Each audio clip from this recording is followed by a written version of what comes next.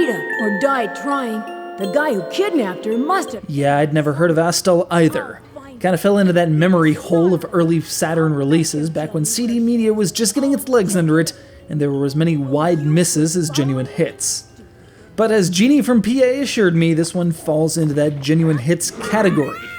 That is, if you don't mind the weird, bug-eyed, wannabe proto-Sting visual style, or the fact that the vocal performance leaves Japanese interjections in the gameplay, but dubs all the other audio into English, using a voice actress who makes our weird little hero with the egregious haircut there sound exactly like you-one from Gitaroo-Man, and by extension, Musashi from said samurai legend. And that's a thing that usually stops me cold in my tracks. I blame Jeannie.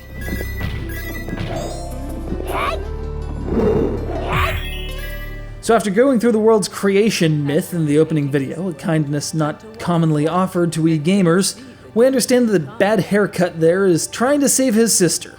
Unfortunately, the path to said sister is laden with platforming and evil things that happen to be formed from crystals. Crystal goblins, crystal birds, crystal pig bear looking things, and all you have are your bare, grotesquely oversized hands.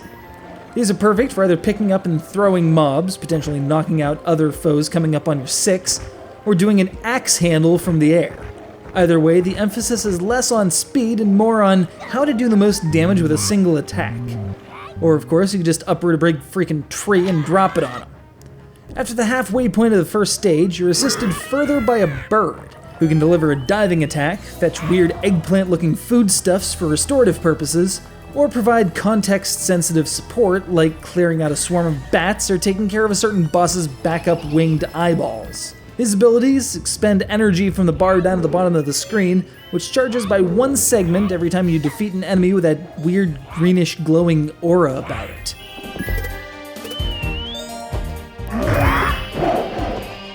There's a fairly steep learning curve when approaching the game, as the difficulty and timing can be tough to get down, and there are plenty of strange wrinkles to the gameplay, like this sea creature ride of peril. The most frustrating part is the physics, where the momentum of a dashing jump can be almost completely halted in midair simply by attacking. It's a good thing your little bird friend there can bring you those eggplants, else you'd be in dire pain from one side of the level to the other.